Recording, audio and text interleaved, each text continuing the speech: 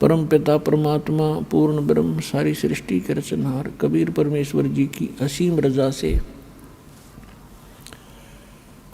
आप सभी पुण्यात्माएं सत्संग सुनने के लिए उपस्थित हुई।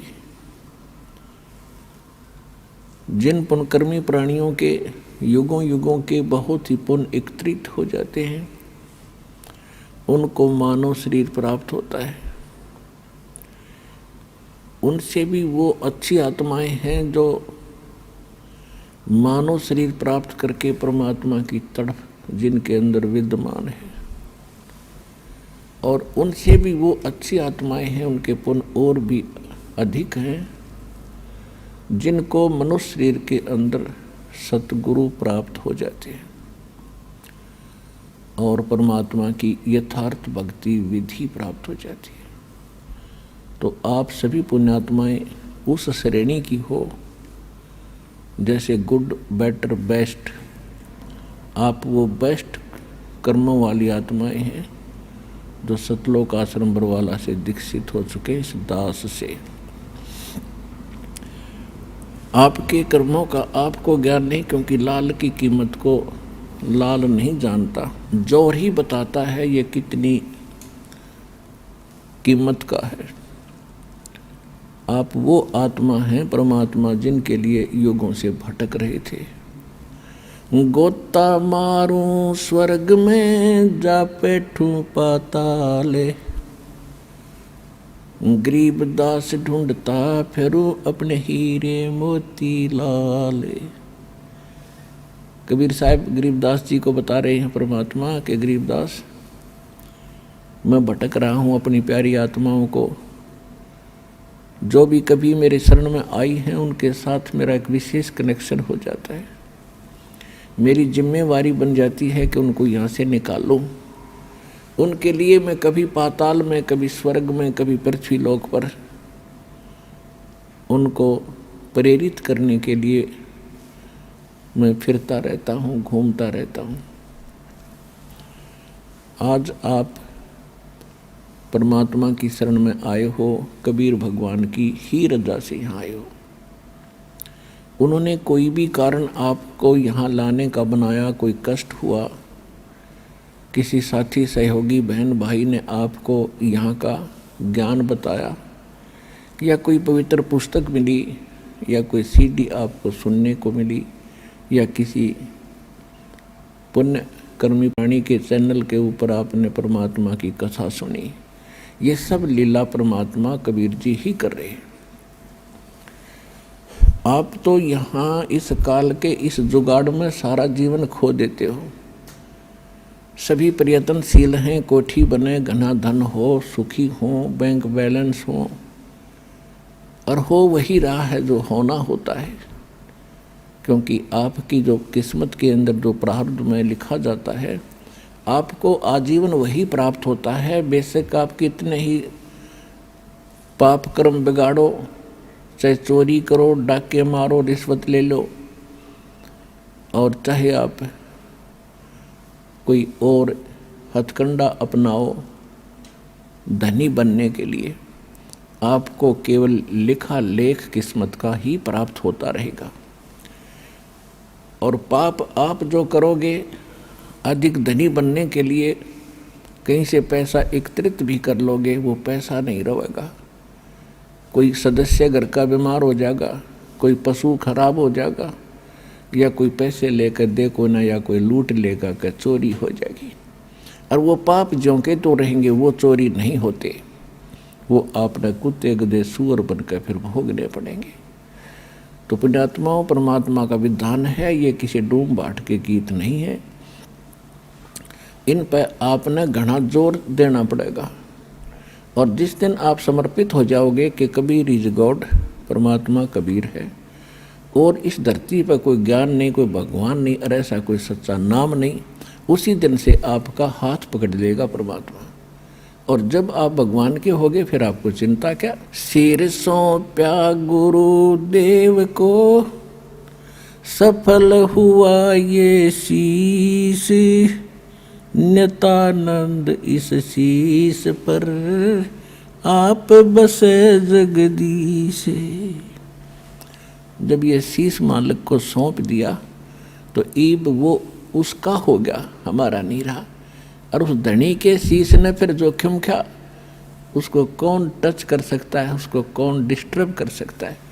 तो आप उसके बनकर देखो। परमात्मा कहा करते थे, कबीर इस संसार को समझाऊं के बारे, ये पूछ पकड़ के भेड़ की भाई उतरा चावे पार।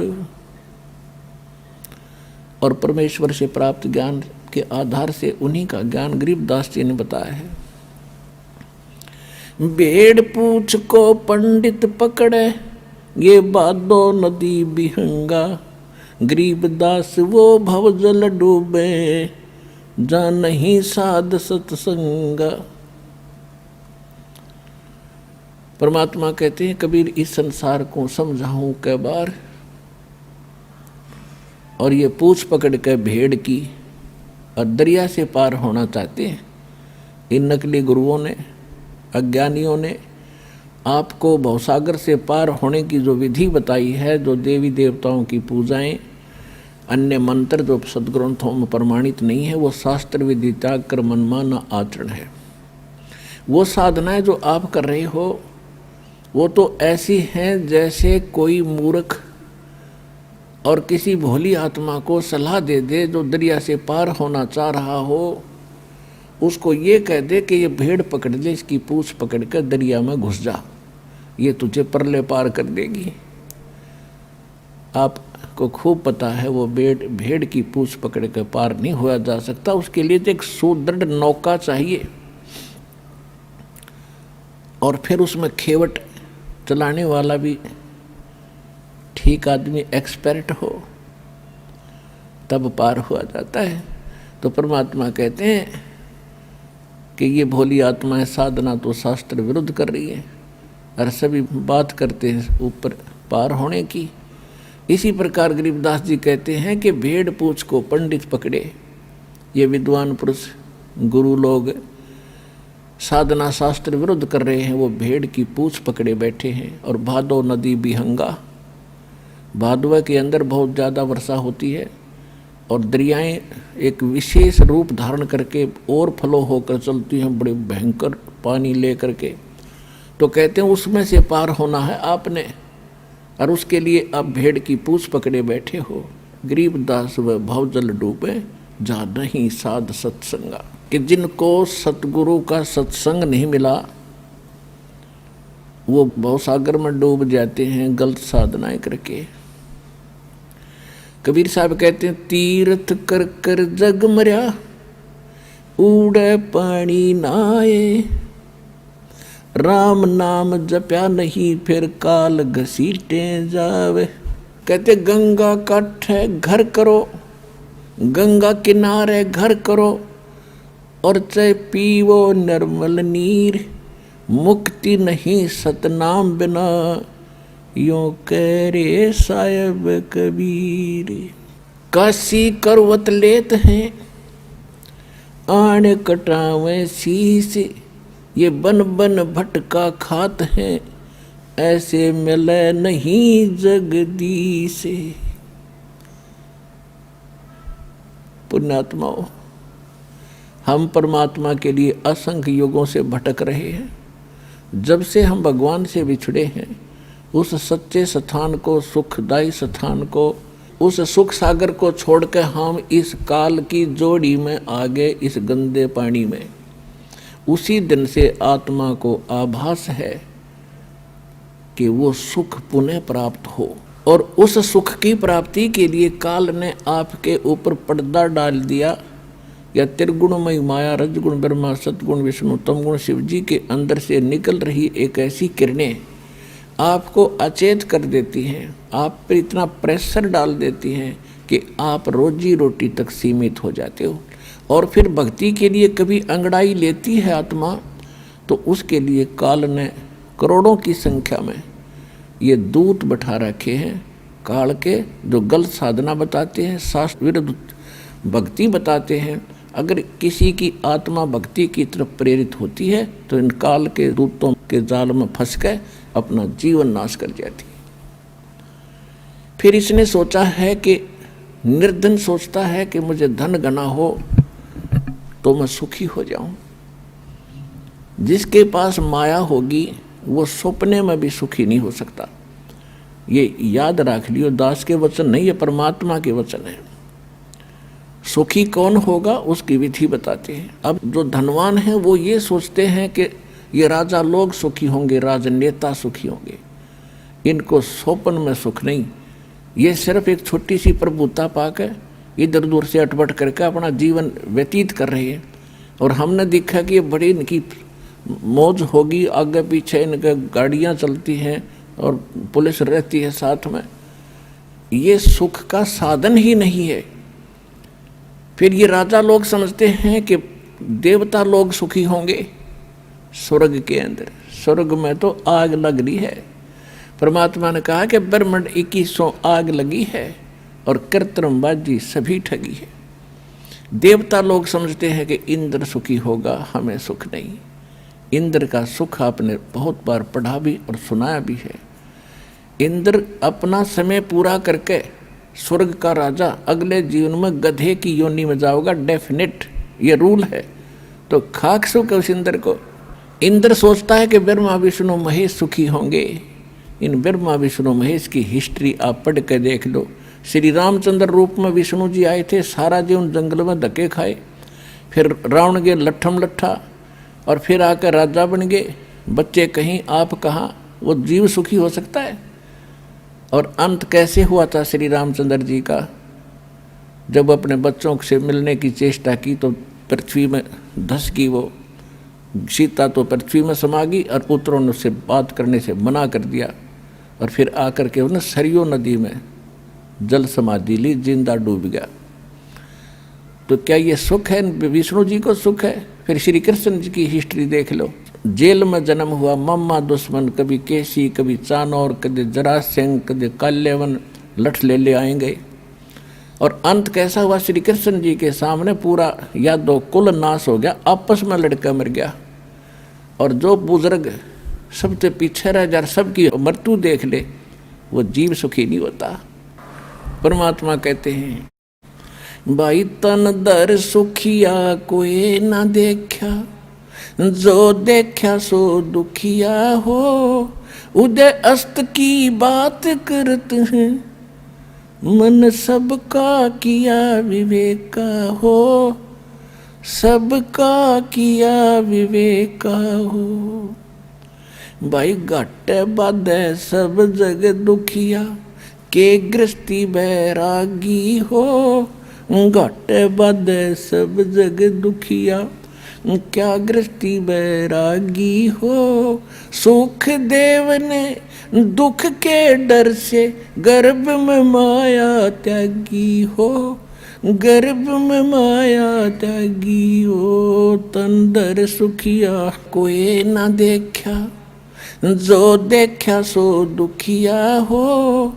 उदय अस्त की बात करते हैं, मन सबका किया विवेका हो।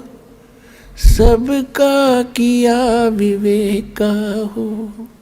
भाई जंगम दुखिया जोगी दुखिया, तपस्वी को दुख दूना हो।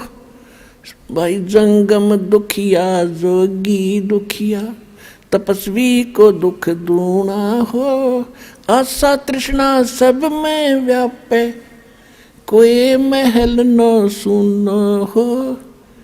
कोई महल न सुना हो। तन दर सुखिया कोई न देखा, जो देखा सो दुखिया हो।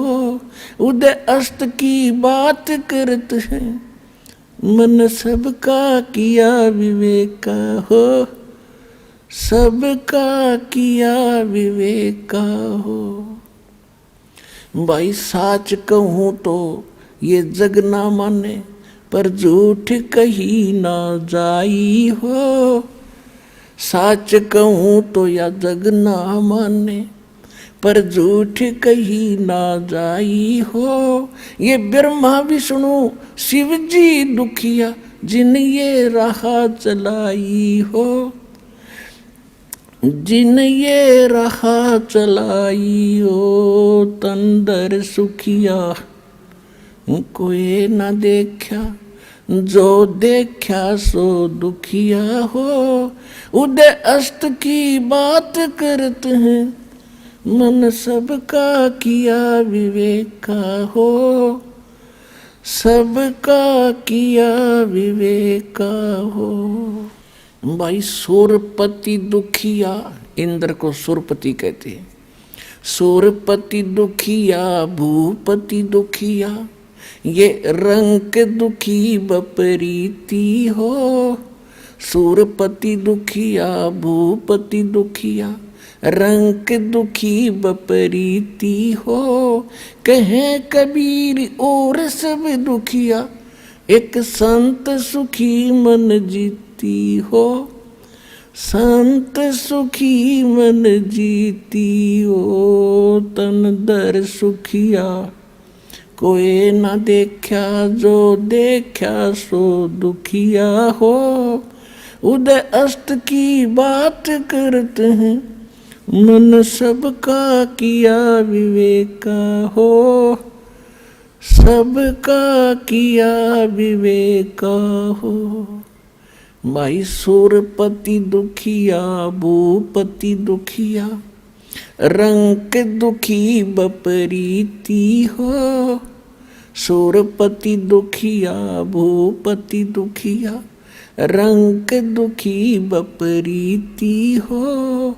कहे कबीर और सब दुखिया, एक संत सुखी मन जीती हो। संत सुखी मन जीती हो। अपने आत्माओं, परमात्मा ने 600 वर्ष पहले ये बात कही थी कि सच कहूं तो जग नहीं माने, और झूठ में कह नहीं सकता क्योंकि वो सत्य साहिब है। और ब्रह्मा विष्णु ये शिवजी दुखिया, जिन्होंने यहाँ का यो सांग जोड़ रखा है इस काल का। फिर कौन बताया सुखी? कहते सुरपति दुखिया, सारी पृथ्वी का भूपति, सारी पृथ्वी का राजा हो जा, वो भी महादुखी। और रंग तो स्वाभाविक दुखी, निर्धन तो वैसे दुखी, उस पर सारे कैर टूटे। तो परमात्मा कहते हैं, कह कबीर और सब दुखिया, एक संत सुखी मन जीती हो। संत कोई, संत माने संत सोए जो सीधा चले, सत भक्ति करे, सच्चा नाम जाप करे, वो सारे साधु और संत होते। साध संगत उन्हीं को कहते। तो जो भक्त सच्चा नाम लेके और मेरी शरण में आ जाएगा और इस मन पापी ने रोक ले, यहाँ की बकवादों की इच्छा ना करे, वो ही सुखी होगा। और फिर उसके साथ भगवान हो गया, और जिसके साथ परमात्मा है तो उसको फिर कष्ट कैसा। जैसे दास ने प्रारंभ में कहा सत्संग के कि एक बार आप इस परमात्मा को समर्पित होकर देखो। काल ने ऐसा जुल्म करवा दिया हमारे साथ में कि कबीर भगवान, और कौन सा कबीर, धानक और काशी वाला जुला, इसको परमात्मा मानना। इतनी छाती चाहिए आदमी ने, इतना दिल, लेकिन जचा के छोड़ देंगे। Kabir is God.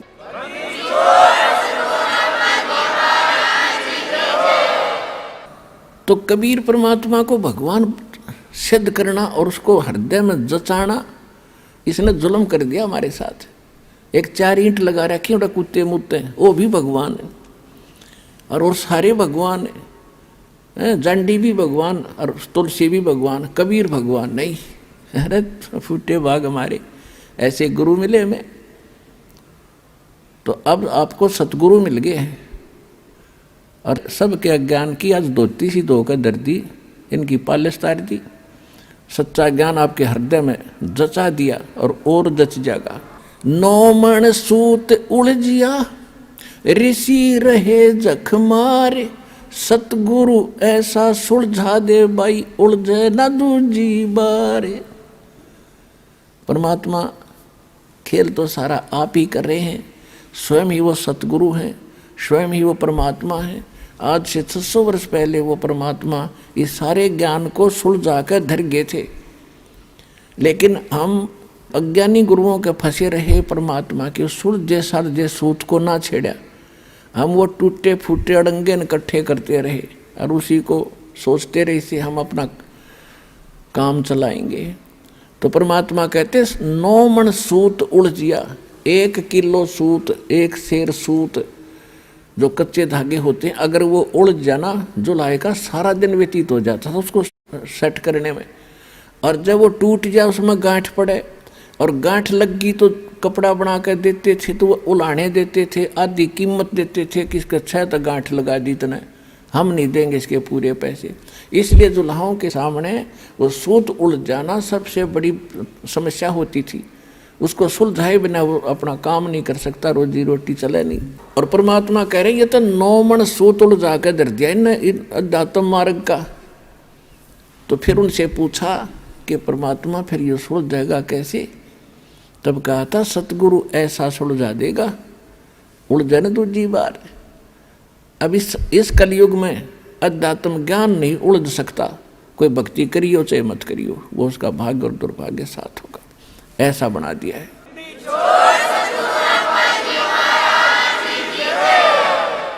अब इस आत्मा को परमात्मा की तरफ जब से उससे विमुख हुई है, जब से इसका परमात्मा से वियोग हुआ है, उसी दिन से इसने भगवान की आवश्यकता महसूस हो रही है। फिर इससे हटकर फिर इन्होंने सोचा ये तो बताए। फिर इस आत्मा ने सोचा कि जंगलों में भगवान मिलेगा, वहाँ भी राजपाट त्याग कर चले गए। फिर पता लगा कि संत रूप में परमात्मा कभी भी कहीं भी प्रकट हो जाता है। और हम सुना करते थे, एक साधारण सी बात थी कि अभी भगवान पता ना किस रूप में आ जा, और किसी अतिथि का आए का घर पे अनादर नहीं करना चाहिए। किसी साधु संत के साथ हमने झगड़ा और वाद विवाद बदतमीजी नहीं करनी चाहिए। ना जाने परमात्मा किस रूप में आ जा। फिर वो निराकार कैसे था, हमारी बुद्धि पर पत्थर पड़ गए थे, इन इतना ज्ञान ठोक दिया था। परमात्मा के बारे में कैक है भी हमें ज्ञान नहीं था। तो इस तरफ में ये आत्मा परमात्मा के पाने के लिए, उससे वो सुख प्राप्त करने के लिए जो भगवान दिया करता है, जो उसके गुणों में हम सुनते और सुनाते रहे, वो नहीं मिलने के कारण हमने सभी पूजाएं भी की, उससे सुख ना मिला। फिर अन्य पूजाएं की, उनसे भी सुख नहीं मिला। हम फिर गुरुओं के पास गए, वहाँ से भी सुख नहीं मिला। तो हम नास्तिक हो गए कि भगवान है ही नहीं। लुटो खसोटो पाप करो, किसी तरह पैसा मिलो, कोठी बनाओ और बड़ी आसान शौकत बनाओ, या भूल और कर ली हमने, कर्म बिगाड़ दिए। और काल भगवान यही चाहता है, ये कितनी बकवाद करो, भक्ति करो तो झूठी करो और नकलियों की शरण में रहो, और सतगुरु शरण इनको मिले नहीं। 600 वर्ष पहले भगवान आए रहे, सारे संसार को न जहाज में बैठा कर ले जाते, एक बार में ही, बार दूसरी बार की तो बात खत्म। और हम फिर इतने वंचित रख दिए नकली गुरुओं ने। तो परमात्मा ने आज ये दया करी, आपको शिक्षित किया। पुण्यात्माओं, या शिक्षा इस मानव की सबसे बड़ी दुश्मन है। इसने अहंकारी, अभिमानी, चोर और बेईमान बना दिया हमारे को, हमारी सारा नैतिकता खत्म कर दी। आप पीछे 3 युग देख लो, और 1950-60 से पहले, 50 से पहले के अपना भारत देख लो, कितने शिक्षित थे, कितनी नेक नीति थी, कितने सद्विचार थे। और आज कैसी आग लग रही है, या माया माया दिखाई देती है। और ये माया से जीव की सबसे बड़ी शत्रु है। कुछ दिनों में आपका कति समझ में आ जाएगी। अब जब हमारे साथ परमात्मा हो जाएगा तब माया आपके चरणों में रहेगी। माया दासी संत की उभय दे आशीष, विलसी और लातों छड़ी, सुमर सुमर जगदीश। कहते ये माया भगत की दासी हो जाएगी, चरणों में पड़ी रहेगी, और राम नाम रटते रहो, और इसने छड़ो यानी खूब प्रयोग करियो, आपका आज्ञा पड़ी रहेगी, और किसी तरह खर्चियो और खाइयो, लेकिन दुरुपयोग नहीं चलेगा। दान करें, आवश्यकता अनुसार प्रयोग करे, बाकी दान करे भगवान के चरणों में ला दे। और किया हुआ दान कभी व्यर्थ नहीं जाता, एक बहुत बड़ा मजबूत जहाज बनता है दान का। गरीबदास जी परमात्मा से प्राप्त ज्ञान को कहते हैं कि धर्म का नाश नहीं होता, चाहे विन से तीनों लोकों का नाश हो जाएगा। आपके द्वारा किए गए इस विधिवत पुण्य, शास्त्र अनुकूल, सुपात्र को दिए हुए दान धर्म और पुण्य किए हुए, ये कभी विनाश में नहीं आते, आपके लिए जहाज बढ़ जाएगा। कहते हैं परमात्मा से पूछा किसी ने कि धर अंबर सब जावेंगे और विनसेंगे कैलाश, एकम एका होवेगा तब कहाँ रहे तेरे दास। धरती अंबर जान दे और विनसन दे कैलाश, एकम एका होण दे मेरे आश्रय रहे मेरे दास।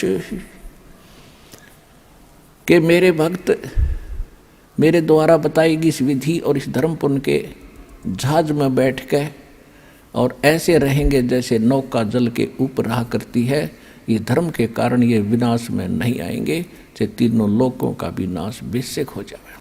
तो इसलिए परमात्मा हमें रह रह कर याद दिलाते हैं कि जैसे द्रौपदी ने एक अंधे महात्मा को, अपनी राजा की लड़की कितना सुंदर साड़ी पहन कर जाती है, नहर पर नहाने गई थी घाट पर, परमात्मा अपने बच्चों को कैसे उभारते हैं। उनको मालूम है इनके ऊपर आने वाले जीवन में कितना कष्ट होगा। उन पुण्यात्माओं के साथ रहते हैं, कोई ना कोई ऐसा छल छिद्र करते हैं हम समझ भी नहीं पाते, हमारे पुण्य बनवा जाते हैं। वहाँ एक अंधे महात्मा का रूप बना कर दरिया में खड़े हो गए और एक तन पर एक लंगोट था, बाकी कपड़ा था नहीं। वो ही नहाते समय दरिया में बह गया। वो महात्मा कति नंगे खड़े जल के अंदर। उधर से लड़कियों की आवाज़ आई स्नान करने के लिए। द्रौपदी अपने पिता के घर पर कंवारी थी, स्नान करने के लिए सहेलियों के साथ जा रही थी। शोर हो रहा था। महात्मा ने सोचा, अंधा था, उसने सोचा कि मैं गलत स्थान पर आ गया, यहाँ कोई जनाना घाट है, लेडीज घाट है और बहुत बुरी बनी भाई। अब बाहर निकल नहीं सकता, कोई कॉपिन और नहीं, कोई कपड़ा लंगोट नहीं। उधर से द्रौपदी ने देखा कि महात्मा स्नान कर रहे हैं, जो उनके नहाने वाले स्थान से, घाट से जिधर पानी बह रहा था डाउन स्ट्रीम में 100-150 फुट की दूरी पर संत स्नान कर रहे थे। अब कहते हैं साधु दर्शन राम का और मुख पर बसे सुहाग। बोलेंगे भगवान की चर्चा करते हैं और दर्श उन्हीं को होते जिनके पूर्ण भाग। कबीरा दर्शन राम का, परमात्मा आवे याद और लेखे में वो समय, बाकी का समय बर्बाद है। तो लड़की ने सोचा था कि महात्मा से चर्चा सुनूंगी, फिर उसने सोचा कि नहा रहे हैं, नहा लेने दो, तब तक मैं भी स्नान कर लेती हूँ। उन्होंने स्नान सुनून करके बाहर निकली, साड़ी बांध ली, पहले वाली नहा कर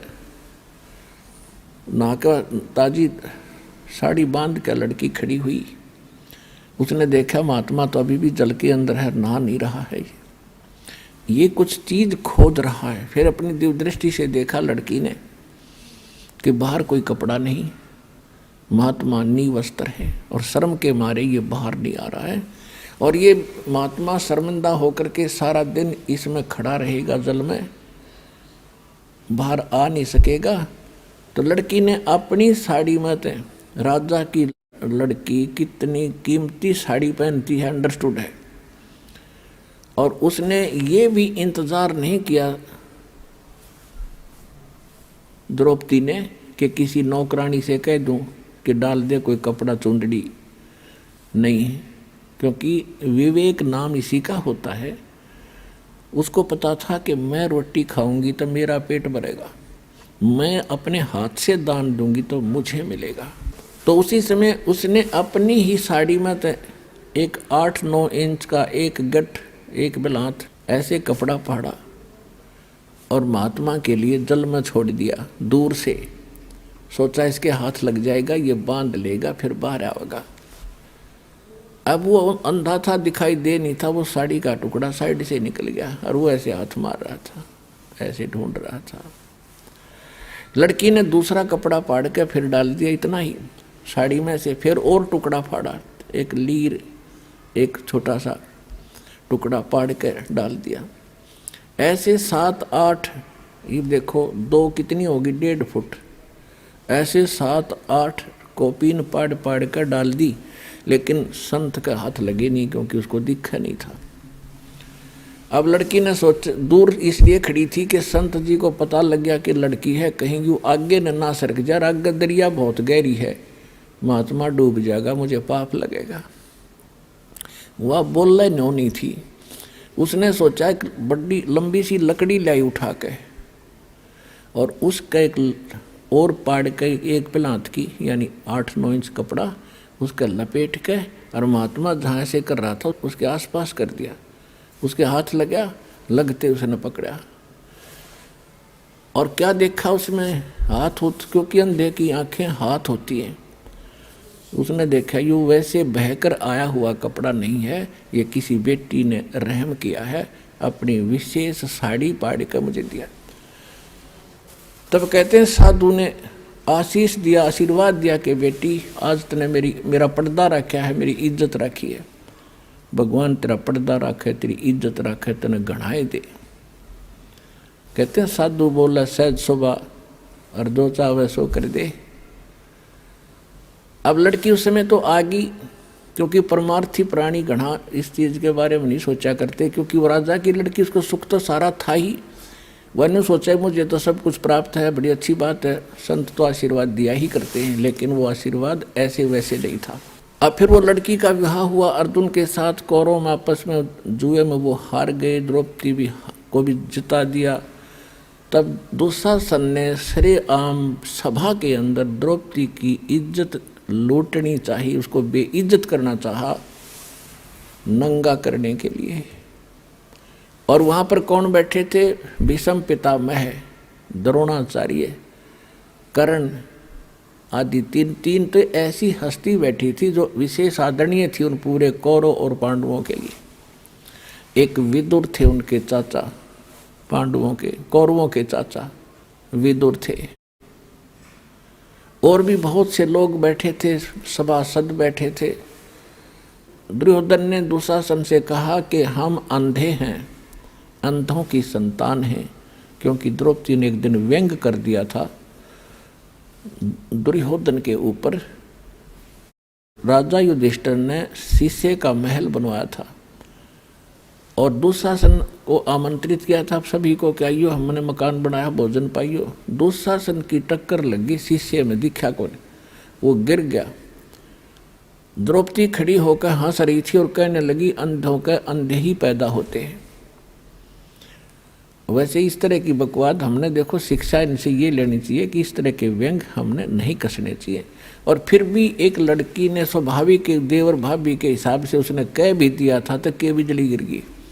इतना दुख मान गया वो साकेट व्यक्ति कि इसने ये शब्द बोल कैसे दिए, कंधा कंधे होते हैं, इसको मजा चखाऊंगा। पुण्यात्माओं, परमात्मा बताते हैं कि सोना सजन और संत ये टूट जुड़े 100 बार, दुर्जन और पाका कलश एक धक दरार। जैसे मटका होता ना गड़ा पक्का, वो एक बार थोड़ी सी क्रैक हो गया तो दोबारा नहीं सेट हो सकता, उसको कितना कुछ कर ले उसमें नारी की नारी वो पहचान रहेगी। ऐसे दुष्ट व्यक्ति एक बार नाराज हो गए वो सेट नहीं होते। और सोना और सजन अच्छी आत्मा और संत भक्त थोड़ी एक बार कवा सुनी हो भी गई तो कभी याद भी नहीं रखते मेरी इसकी कभी लड़ाई हुई थी, ऐसा स्वभाव होता है। जैसे सोने का कोई आभूषण है उसको टुकड़े कर दिए और फिर दोबारा उसको बना दिया जाता है आभूषण, उसकी पहचान भी नहीं रहती, ऐसा मेल खा जाता है। तो दुर्योधन जो था वो पाका कलश था, एक के बात पर इतना दुख मान गया कि नो कर दूंगा वह, तो उसका प्रतिफल लेने के लिए उसने सारा षड्यंत्र रच कर पांडवों से राज भी जीत लिया, द्रौपदी भी जीत ली अटपट करके। अब दुशासन से कहा दुर्योधन ने कि इस द्रौपदी को नंगा करो और मेरे जांग पर बिठा दे नंगी करके। बता, सरेआम सभा में ये पंचायत थी। इस महाभारत इस ग्रंथना पढ़ पढ़ कर हमने आंखें फुड़वा ली। इसमें क्या विचार था? अब वहाँ सारी सभा बैठी, भीष्म पितामह, द्रोणाचार्य और कर्ण जैसे योद्धा, और भीष्म पितामह तो उनका दादा था, और द्रोणाचार्य गुरु, और कर्ण एक बहुत बड़ा योद्धा थे, और तीनों के तीनों ये वैसे भी सूरवीर थे। तो वहाँ किसी ने भी ये नहीं कहा दुर्योधन तो के जुल्म कर रहा है, अरे बेवकूफ ये क्या करने जा रहा है तू। देखो, सभा पंचायत के अंदर एक नियम होता है, जो नेक व्यक्ति हो जायज बात कहे, और कोई ना मानने तो उठ कर चला जा, सभा त्याग देनी चाहिए, वहाँ रहना भी दोष लगे। तो जब उन्होंने ये कर्म शुरू किया उसी समय विदुर खड़ा हुआ। विदुर ने कहा कि रे नालायक को क्या कर रहे हो तुम, अपनी बहू को और बेइज्जत कर रहे हो। कौरव और पांडव चाचा ताऊ के हो तुम, तुम्हारी और इसकी इज्जत में कौन सा फर्क है। बाहर के लोग ने कहेंगे अपनी इज्जत आप पे तार दी ने। कहते हैं विदुर कहे ये बंधु थारा, एक के कुल एक के पर वो परिवार। विदुर के मुख पर लगा थपेड़ा, तू तो है पांडवों का चेहरा। अब दुशासन ने अपने चाचा विदुर का थप्पड़ मारा कि तू तो इनका चमचा है, पांडवों की ओर बोलता हमेशा। और वो कह था न्याय की बात कि भाई इसे तो पांडवों की बहू, ऐसी कौरवों की। बता, इसमें किसकी इज्जत खराब, अपनी इज्जत आप ही खराब कर रहे हो। तुम कहते हैं विदुर कहे ये बंधु थारा, ये थारा भाई हैं, तुम्हारे भाई हैं, और एक का कुल एक परिवार है। विदुर के मुख पर लगा थपेड़ा, तू तो है पांडवों का चेहरा, तू तो है बांदी का जाया। दुशासन ने कहा कि तू तो बांदी से पैदा हुआ है, तेरी मनोवर्ती गुलाम वाली ही है, तू हमेशा ऐसी घटिया बात करता है। तू तो है बांदी का जाया। और भीष्म, कर्ण और द्रोण मुस्काया। जब दुशासन ने अपने चाचा का थप्पड़ मारा और उसको यूँ कहा कि तू तो है बांदी का जन्मा हुआ गुलाम, तो उस बात पर वह तीनों, भीष्म पितामह दादा और द्रोणाचार्य गुरु और कर्ण वो सूरवीर, तीनों ने हंसन लगे, मुस्कराए। एक बहुत अच्छी बात कही, अरे बेशर्मो, खड़ा होकर ये कहना चाहिए था, अरे बेवकूफ तूने कैसे अपने चाचा बात उठा दिया, नकमी आत्माओं। अगर उन तीनों में से एक भी खड़ा होकर ये कह देता खबरदार से लड़की का हाथ लगाया, कौरवों की हिम्मत नहीं थी। लेकिन वो बुद्धि भ्रष्ट थे। जब लड़की को नंगा किया जा रहा सरेआम, और वहाँ बैठे किस लिए, फिर वो उनमें कितनी गंदी सोच होगी ये सहज हिसाब लगाया जा सकता है। तो यहाँ परमात्मा ने सूक्ष्म वेद के अंदर इन पुराने ग्रंथों का भी जूस निकाला है, निष्कर्ष निकाल कर आपको दिया जा रहा है कि जिन ग्रंथों को तुम पढ़ा करते क्या खाक थे वह। एक जमीन के ऊपर राजपाट पर लड़का मर गए, क्या शिक्षा है इससे? पता वो जमीन यहीं रहेगी, यू लाल किला यहीं पड़ा है, और वह किधर धक्के खान जाओगे नरक में। तो क्या चीज़ है ये? तो ज्ञान के अभाव से, सतगुरु के अभाव से हम ऐसे ही बिना सिर पैर के ग्रंथों को पढ़ के अपना कल्याण मानते थे। अब क्या होता है कि द्रौपदी ने पहले तो देखा था कि सभा के अंदर मेरे पांचों पांडव बैठे, पति और सूरवीर, वो मुझे नंगा होते कैसे देख सकेंगे। लेकिन वो हार चुके थे जुए में, वो बंध गए थे जुबान में, उन्होंने नीची गर्दन कर ली। फिर भीष्म पिता द्रोणाचार्य और कर्ण की तरफ देखा कि ये कैसे सहन कर लेंगे मुझे यहाँ नंगा करते हुओं को, लेकिन वो हंस रहे हैं। जब विदुर को थप्पड़ मारा, ऐसे वचन कहे, तब वो समझ गई कि ये सभा ठीक नहीं है। और पुण्यात्माओं, जब तक हम संसार से कुछ आशा रखते हैं कि ये मुझे ये लाभ दे देगा, वो मुझे ये सुख देगा, तब तक परमात्मा साथ नहीं देगा। आप तो सीधम सीधा भगवान से जुड़ोगे, चाहे आपका उंगली का चोट लग जा, नो यही अर्थ है भगवान आप पे करोगे। भले ही तो मीडिया उसका दवाई बने, डॉक्टर बने, लेकिन करेगा भगवान। आपने ऐसा भी देखा होगा, डॉक्टर खूब इंटेलिजेंट है और खूब प्रसिद्ध है, और एक व्यक्ति जाता है उसके इंजेक्शन लगाता है, वो रिएक्शन कर जाता है और डॉक्टर के हाथों में मर जाता है। तो ये दवाई और डॉक्टर नहीं करते, या संस्कार काम करते। परमात्मा साथ होगा। जैसे आप देखते हैं कई भक्त, मेरे तो लाखों से ऐसे पाला पड़ा है, कहते हैं जी मैं सब दवाइयाँ खा ली, कोई नहीं लगती, खाते हैं तो रिएक्शन करते हैं, खुजली हो जाती है, नाम शुरू करते हैं, आशीर्वाद प्राप्त करते हैं, वही गोलियाँ फिर काम करना शुरू कर जाती हैं। तो संस्कार से सब कुछ होता है। तो तब हम परमात्मा हमें पल पल में साथ देगा। छोटे से छोटा भी दुख और सुख आपको अनुभव करा देगा कि मेरे कारण दुख टला तेरा, जब रोज दिखेगा आपने। तो ऐसे जब द्रौपदी ने देखा कि ये कोई साथ दे नहीं रहे, तब भगवान याद आया।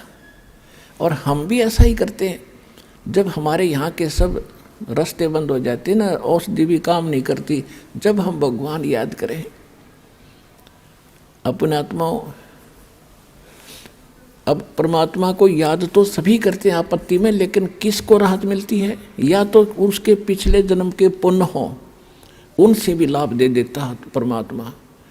और जब पुण्य ही खत्म हो जाएंगे तो बेसिक अर्जी लाए जाइए और बेसिक प्रार्थना करते रहना, कति सुनाई नहीं होगी।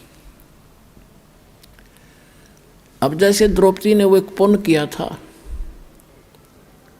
और एक महापुरुष का वचन था, वो महापुरुष भी स्वयं परमात्मा ही थे। कहते हैं सोचल सिद्धर मैं करूँ अपने जन के काज।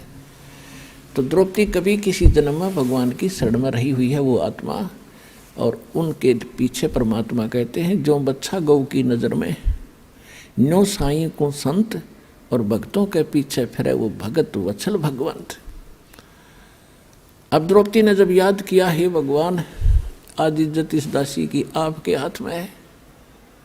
आत्मा का साथी है भगवान कबीर साहब, और मन का साथी है काल। जब हम मन से कुछ पुकार करते हैं तब तक सुनाई नहीं होती, जब इसकी आत्मा रोती है वो भगवान का अंश है। अब यहाँ से जब द्रौपदी ने पुकार की तो धर्मराज के दरबार में, जो यहाँ का न्यायाधीश अकाउंट रखता है, उसके दरबार में इसकी चीख गई, वहाँ गूंजी बुरी तरह। और धर्मदास ने तुरंत उस नंबर की वह फाइल खोली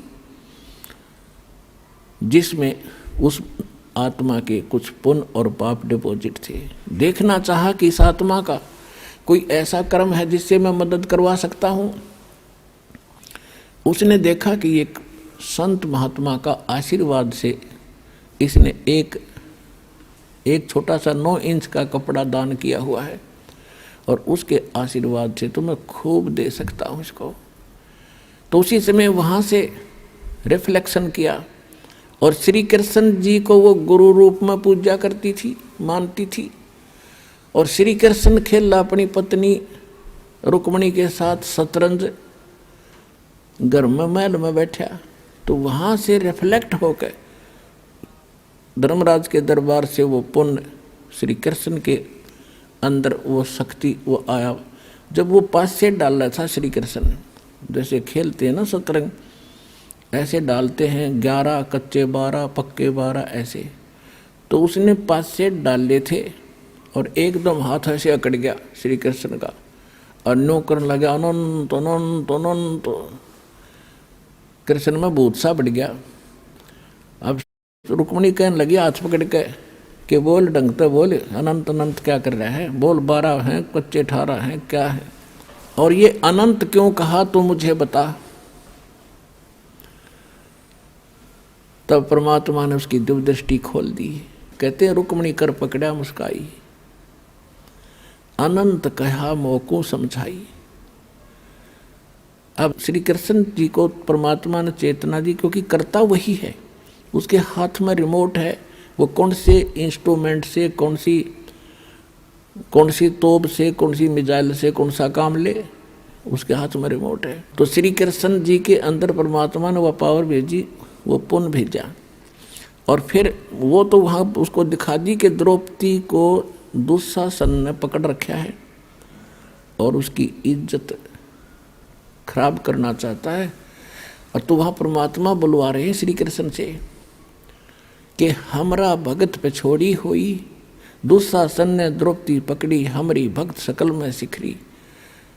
हमरी भक्त पे छोड़ी हुई तो हमरा नाम न लेवे कोई। यदि भगत ही हानि में रहेंगे तो राम का नाम मिट जाएगा। अब वो तो लग गया खेलन, तंदे ही से पासा डारी और पहुंचे सुख समरूप मुरारी। अब हमने मुरारी नाम श्री कृष्ण का लिख रखा है। मुरारी का वास्तविक अर्थ है राक्षस का शत्रु। अरि माने शत्रु, मुरा माने राक्षस। तो सबसे बड़ा जो राक्षस हमारा कर्म है, पाप कर्म, और उस पाप कर्म रूपी राक्षस ने ना कृष्ण काट सकता, ना विष्णु काट सकता, ना राम काट सकता, ना ब्रह्म, ना ब्रह्मा विष्णु महेश, ना शिव, केवल एक परमात्मा कबीर भगवान काट सकता है। तो वो वास्तव में मुरारी है। जैसे वासुदेव श्री कृष्ण को कहते थे, वासुदेव नहीं है श्री कृष्ण। वासुदेव का अर्थ ही कुछ और होता है। वो तो वासुदेव का बेटा था। वासुदेव एक व्यक्ति था, लेकिन वेदों में वासुदेव परमात्मा का अलंकृत नाम है, उपमात्मक नाम है, जिसकी प्रभुता सबके ऊपर हो, जिसका वास सब जगह हो, उसको वासुदेव कहते हैं। तो ऐसे ये मुरारी। तो यहाँ गरीबदास जी की वाणी को समझने के लिए इस दास के इसलिए आवश्यकता पड़ी, परमात्मा ने ये बुद्धि दी। तो कह रहे हैं गरीबदास जी के रुक्मणी कर्म पकड़ा मुस्काई, अनंत कहा मोह को समझाई। क्या कहते हैं श्री कृष्ण जी से अंदर से आवाज आ रही है कि दुशासन ने द्रौपदी पकड़ी और हमारी भक्ति सकल में सिखरी। और जब हमारी भक्त पे छोड़ी हुई, हार में आगे हमारा भक्त, तो हमारा नाम न लेवे कोई। तंदे ही से पासा डारी। श्री कृष्ण तो वहाँ खेल रहा है और पहुँचे सतलोक से आके सुख समरूप मुरारी। और खेचत खेचत खेच कसीसा सिर पर बैठे हैं जगदीशा। अब ये लीला क्यों करी कि न्यू बिना पता ना लागो भगवान ने मदद करी है द्रौपदी की। तो जिस कारण से सब लीला परमात्मा करके इस युग तक, इस समय तक परमात्मा में आपकी आस्था बढ़ा के लाए हैं। और उस कृष्ण और द्रौपदी की इस कथा ने हम आज तक सुनते और सुनाते रहे। लेकिन आपके आज तक कदे हुई ऐसी लीला जो द्रौपदी के साथ हुई थी, इस दास के साथ हुई और इस सब के साथ हो रही है जब सच्चे भगवान से हम जुड़ गए।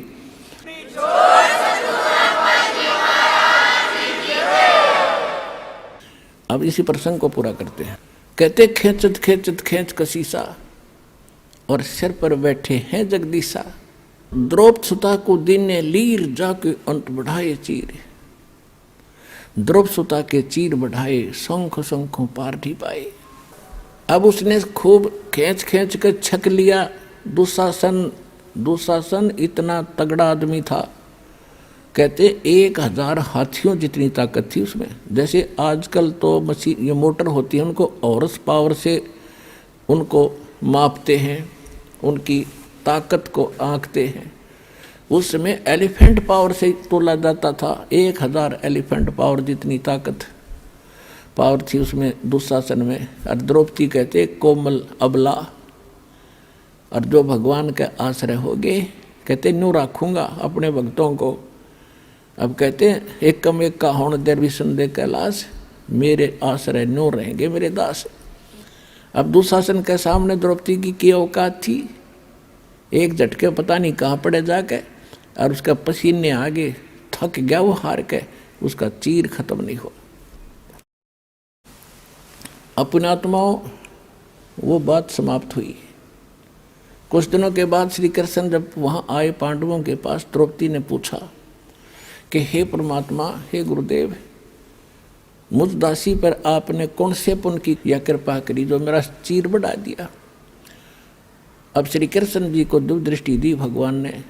उसने देखा कि द्रौपदी, एक समय तू स्नान करने गई थी जब तू अपनी माँ के घर थी, विवाह से पहले कुंवारी थी। उस समय तूने एक अंधे महात्मा को एक साड़ी का टुकड़ा पाड़ कर दिया था, एक बिलांत का, और जिसके कारण परमात्मा ने तेरा यो चीर बढ़ाया बहन। अब द्रौपदी का फिर वो रिमाइंड हुआ पिछली बात को, अच्छा हे भगवान, अब थोड़ी थोड़ी याद आती है मुझे कि सचमुच अब क्या कहती है द्रौपदी कि 1 लीर के कारण, यानी 3 फुट बाई 9 इंच के कपड़े के कारण, और मेरे बढ़ गए चीर अपार, और जब मैं पहले समझ लेती उस संत को तो सर्वस देती वार। ओए होए होए।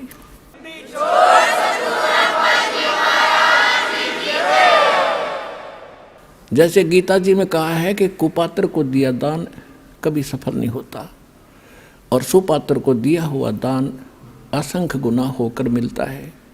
गुरु बिन माला फेरते, गुरु बिन देते दान, गुरु बिन दोनों निष्फल हैं, चाहे पूछो वेद पुराण।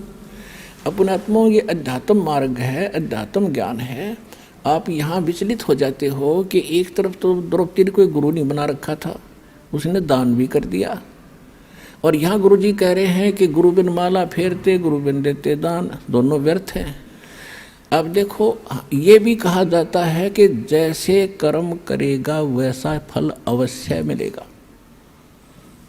अब द्रौपदी ने दान किया, एक जरूरतमंद व्यक्ति को यानी सुपात्र को दान दिया, तो वो फल उसको मिला, लेकिन वो फल मिलकर भी निष्फल रहा, क्योंकि मोक्ष ज्यों का त्यों रह गया। और यदि वो गुरु पूर्ण बना करके फिर ये ऐसे दान भी करती तो मोक्ष भी होता और ऐसी आपदा भी टलती। तो इस प्रकार द्रौपदी ने फिर कहा, हे गुरुदेव, वो ऐसे महापुरुष थे, यदि मेरे 1 लीर के कारण और ये बढ़ गए चीरों पार, और इज्जत रही हुआ न्यारी, और जब मैं पहले जान लेती कि ऐसे महापुरुष हैं तो सर्वस देती वार, पता नहीं कितना दान कर देती, कितनी सेवा करती। तो भगवान आकर चले गए 120 वर्ष तक। जब हम इतने जानन जोगे होते तो चरना पड़ जाता पूरा विश्व, जिसमें परमात्मा दुल्हा रूप में यहाँ प्रगट थे। तो इस ज्ञान कराने के लिए ही सतगुरु की आवश्यकता पड़ती है कि वो जौहरी बता सकता है कि ये है लाल, इसको परख कर देख रखा मैंने। तो ये दास वो सतगुरु रूपी जौहरी बना, और कूड़े की टोकरी में पड़े इस लाल कबीर को परखा, और आज आपने बरत के देख लिया 100 का 100 खरा। तो कहते समझा है तो सिर दर पाँव भौर नहीं रे ऐसा दो। तो कहते दान इतना अनिवार्य है भक्ति में। जैसे मंत्र आपको दे दिया, ये तो बीज बो दिया, और बीज बोने के बाद खेत में जब सिंचाई नहीं करी, खाद नहीं डाला, तो किसान के खट्टेगा नहीं। इस प्रकार नाम लेकर के आप दान की हिम्मत करके देखो, क्योंकि यहाँ तो खुली किताब है, पर आप दोगे भगवान के नाम, और भगवान फिर अपने बच्चों के लिए कहीं खर्च करे उसको, तो फिर उसका कई गुना फल मिलता है। और ये दान आपको इतना लाभ देगा आप सोच भी नहीं सकते। पहले आप दान करते थे, पता नहीं कहीं दान भी कर देते थे, वो आपको मिलता अवश्य, मनमाने कुत्ता बन जाते। अच्छा दान किया हुआ व्यक्ति जो गुरु नहीं पूरा मिला, और कुत्ता बन कर वो एक सेठ के यहाँ होता है, गाड़ी में चलता है, और अलग से कमरे में रहता है, एसी लगा हुआ है उसके लिए, और खाने के लिए समय पर, और जांच होती है डॉक्टरों से, वेटरनरी सर्जन से। उसका ड्राइवर आदमी होता है और कुत्ता मालिक की सीट पर बैठकर चल रहा होता है। तो उस पुण्यकर्मी प्राणी ने किसी जन्म जन्मांतर में खूब दान किए, भंडारे दिए, कंबल बांटे, सारा कुछ किया, लेकिन गुरु ना मिला पूरा। गुरु ना मिलने से उसको किया हुआ तो मिला, लेकिन कुत्ते की जोनी में मिला। यदि वो शास्त्र अनुकूल साधना और गुरु के अनुसार पूरे संत के माध्यम से ये सभी कुछ करता तो मनुष्य जीवन मिलता, और न्यायकार कोठी सुविधा मिलती, और मनुष्य जीवन में फिर कभी ना कभी भगवान और सतगुरु मिल ही जाते। अब कुत्ते की योनि में उसने सारी सुविधा ले ली, फिर बन गया सुअर या गधा, बताओ उसने फिर क्या सुविधा मिलेगी।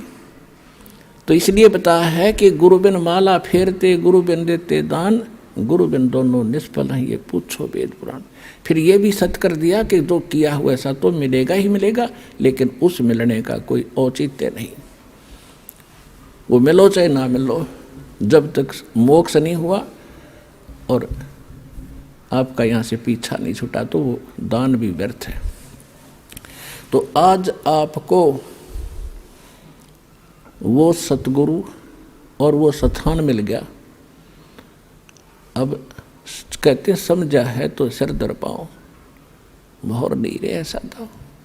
ये संसार समझदा ना ही कहंदा श्याम दोपहरे नू, गरीबदास ये वक्त जाते रोगे इस पैरे नू। जो यहाँ नहीं आएगा सतलोकासन बरवाला जिला हिसार से उपदेश नहीं लेगा दास से, तो ऐसे पछताएंगे बाद में जैसे कुत्ता, वो प्राणी मनुष्य जीवन को छोड़कर कुत्ते की योनि में जाकर रात ने ऊपर ने मुँह कर कर रोया करे, एक आधी बज उसका याद आया करे वो बातें, वो एक बहुत बुरी बड़ी बाई। तो उस समय कुछ नहीं बनेगा, अब समय पर संभालो। परमात्मा समझाया करते थे, काशी करवत लेत हैं ये आण कटावे शीशे, बन बन भटका खात हैं यों मिले नहीं जगदीश। यानी जो साधना आप कर रहे हो और सेक्रीफाइस भी कर रहे हो, हमारे धर्म गुरुओं ने ज्ञान था नहीं, रोजी रोटी के लिए ये संस्कृत पढ़ा करते, अच्छा धन कमाने के लिए शिक्षा ग्रहण करते थे ब्राह्मणों के लड़के, और ये पता लग जाता ये काशी विद्यापीठ से पढ़ कर आ रहा है तो उस आसपास की जनता उससे के पीछे हो जाया करती थी, और उनका उद्देश्य केवल मनी मेक था। तो पहले काशी के अंदर विशेषकर जो ज़्यादा पैसे वाले व्यक्ति धार्मिक हिंदू होते थे, ये ब्राह्मण लोग उन्हीं को ज़्यादा कैच कराया करते।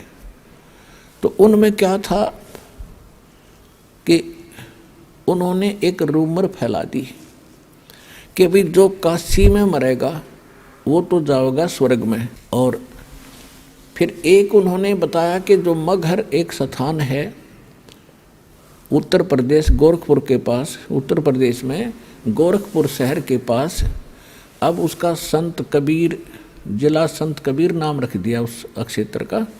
तो वो मगहर एक स्थान है, आज भी है। वहाँ का राजा था बिजली खां पठान।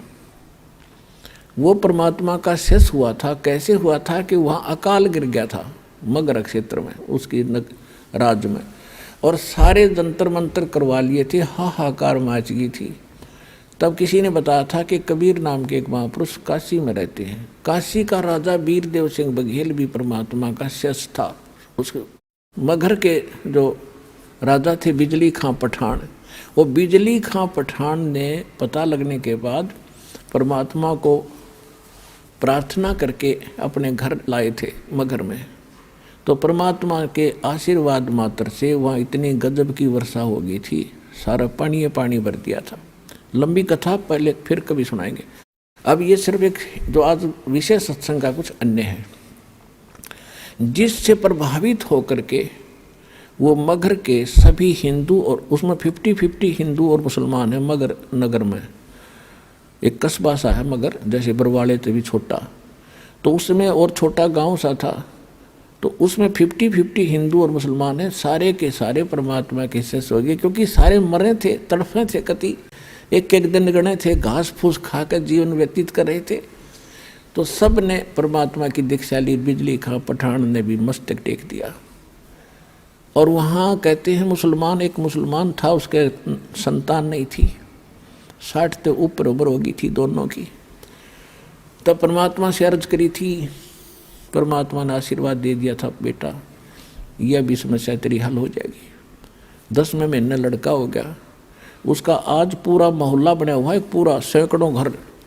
उसका नाम रखा हुआ मगहर में मोहल्ला कबीर करम। मोहल्ला कबीर करम, यानी करम माने कृपा, रहम। कबीर परमात्मा की रहमत का प्रसाद रूपी यो मोहल्ला, ये सारे उसके आशीर्वाद से हम आज विद्यमान हैं। हम गए थे वहाँ पर, हम वहाँ गए थे, अब 2-3 बार देख कर आए, संगत को भी लेकर गए, ताकि आने वाले समय में वो प्रत्यक्ष दृष्टा मेरे साथ गए थे भक्त, अपने भाई बहनों को विश्वास दिलाएंगे कि सचमुच ऐसा है, हम देख कर आए थे। तो वो बिजली खां पठान उनका शेष हो गया। और काशी के जो पंडित जी थे, इन ब्राह्मणों ने एक अफवाह फैला रखी थी कि जो मगर मरेगा वो गधा बनेगा, क्योंकि उस मगर की पृथ्वी को भगवान शंकर जी ने श्राप दे रखा है। वहाँ जो मरेगा वो गधे की जुन्नी में जाएगा। और साथ में उस मगर के साथ से एक दरिया बहा करती थी, उसका आमी नदी नाम था। अब भी है वो दरिया, अब भी है, लेकिन वो सूखी है, थोड़ा पानी चलता उसमें। तो वह कति सूख गई थी। कहते हैं भगवान शिव ने उसको श्राप दे दिया, उसका पानी खत्म कर दिया। ठीक है, अब वो सूखी पड़ी थी। उस मगर के नीचे का पानी खराब है, वहाँ नहीं था उस समय। तो ये समस्या उनको बनी रहती थी। उधर से परमात्मा कहा करते थे कि भाई जो आपके धर्मगुरु कह रहे हैं कि जो मगर मरेगा वो गधा बनेगा और नरक में जाएगा, और जो काशी में शरीर छोड़ेगा वो स्वर्ग में जाएगा। परमात्मा कहा करते थे कि भाई पुण्य करने वाला और पूरे गुरु से जो मंत्र लेकर शास्त्र अनुकूल साधना करने वाला, वो कहीं पर भी मरो वो अपने उस इष्ट धाम में जाएगा। ये आपको भ्रमित कर रहे हैं, झूठ बोल रहे हैं तुम्हारे गुरुजी। तो वहाँ क्या करते थे, काशी के अंदर इस बात को सिरोधार्य करके हमारे पूर्वजों ने, समझदार व्यक्तियों ने ये सोचा कि भाई मरना तो है, वृद्ध हो गए, और क्यों ना हम काशी में चले जावा, काशी क्षेत्र में, बनारस में, और वहाँ मृत्यु हो जाए तो स्वर्ग तो चले जाएंगे। तो उन्होंने अपने बच्चों से कहा कि बेटा हम वृद्ध हो गए, हमारी व्यवस्था कर दो, हम वहाँ रह लें धर्मशाला वगैरह में, और कभी भी प्राण छूट जाएंगे हम स्वर्ग तो चले जाएंगे। तो माता पिता के लिए बच्चे कुछ भी करने को तैयार होते हैं। उनको मालूम है कि इन्होंने तुम्हें कैसे पाला पोसा है, और ये 2 वर्ष 4 वर्ष के हैं, इनको वहाँ छोड़ दिया। धर्मशालाओं में रहने लग गए, फिर उन धर्मगुरुओं से कथाएं सुनते तो वहाँ रहने लगे। तो उन धर्मगुरुओं ने एक स्कीम बनाई कि भी अपने अपने अक्षेत्र के व्यक्तियों को तुम अपने घर रख लो, इनको वहाँ क्या करेंगे, इनका जो वहाँ खर्चा होता वो खर्चा हम ले लेंगे, और ये हमारे यहाँ कथा भी सुनते रहेंगे। 2-4 आदमियों की रोटी बनती है, 2 ये भी खा लिया करेंगे। तो उन्होंने ऐसा उन बुजुर्गों के बच्चों से कहा कि भाई तुम इन अपने माता पिता को हमारे घर छोड़ दो, अपने अपने धर्मगुरुओं के पास छोड़ दिया, और जो दान दक्षिणा आप देना हमें देते रहना। तो उन्होंने तो खुश हो गए, भाई ठीक है, रोज़ कथा सुना करेंगे, गुरुजी के दर्शन करेंगे। तो उन्होंने उन धर्मगुरुओं ने यो सरदर्द मोल ले लिया। अब एक धर्मगुरु के उस मकान में 50-50 बुढ़े बुढ़िया बैठ गया आके लालच में। अब घर में बूढ़ा बुढ़िया को एक का संभालना मुश्किल हो जाता है, मतलब ये बस की बात नहीं है। उस अतिथि में एक ही बुजुर्ग को संभालना कठिन होता है, और उन्होंने 10-10 20-20 इकट्ठे कर लिए। अब उन्होंने फिर स्कीम बढ़ाई कि यार तो बहुत बूढ़ी बनी भाई, ये कितना थूके हैं, कितना मुत्ते हैं, कितना टट्टी कर दे हैं, बता क्यों कर संगवावा इनने। तो उन्होंने क्या स्कीम बनाई, मीटिंग करी गुप्त कि गंगा के किनारे, गंगा दरिया के किनारे एक आरा लगा दिया, करौत जो लकड़ी काटने का होया करे, वो आदमी काटने के लिए, और वो उनको गुप्त रख दिया। ऊपर जैसे एक गुफा सी बना दी, और गुफा की आर्च बना दी, आर्च के अंदर से वो करौत ऐसे आवे और उन्हें काट कर उल्टा चला जावे। ऐसा उनका कंट्रोल हैंडल थोड़ा 100-150 फुट दूरी पर रस्से बांध कर बना दिया। और फिर उनको मैं एक रूमर फैला दी, अफवाह फैला दी कि भाई भगवान की तरफ से करौत आता है, और जिन्होंने जल्दी स्वर्ग जाना है उसकी फीस रख दी 50-100 रुपये, कि जो जल्दी गड़ा कटावेगा 100 रुपये हमें दो, हम फिर दान पुण्य करेंगे इनके जाने के बाद, और ये स्वर्ग चले जाएंगे। तो माता पिता ने अपने बच्चों से कहा कि बेटा जल्दी काम बने है 100 रुपये में। तो माँ बाप बच्चा ने सोची भाई ठीक है, माता पिता की यही इच्छा है तो कोई बात नहीं। तो हमने वो गल कटवाना भी मंजूर कर लिया परमात्मा पाने के लिए। और वो एक कसाई आड़ा आरा लगा दिया वहाँ मानस काटने का, वो भी स्वीकार कर दिया और उसकी तो घड़ी में ही मांगा दी इन्होंने। तो परमात्मा कहते हैं जहाँ भी सुनते हैं वही इन्हों कहे काशी में करो तो आगा भगवान की तरफ से, वहाँ तो गला कटवा ले सीधा स्वर्ग में जाता है। परमात्मा कहा करते ये थरे गुरु धर्म गुरु क्यों ना कटवाते अपना गला, ये क्या करेंगे जब स्वर्ग में सीधे ये जाओ है तो ये आड़े पीछे टिंडे लेंगे, स्वर्ग में सारा सुख है ये आड़े काम का धोती दो दुनिया की। तो कहा करते ये झूठ बोल रहे भाई सारी। फिर भी परमात्मा दूसरे तरीके से समझाते हैं, काशी क्रोत लेते हैं वहाँ जा कटावे शीशे और बन बन भटका खाते हैं भाई ऐसे नहीं मिले जगदीशे।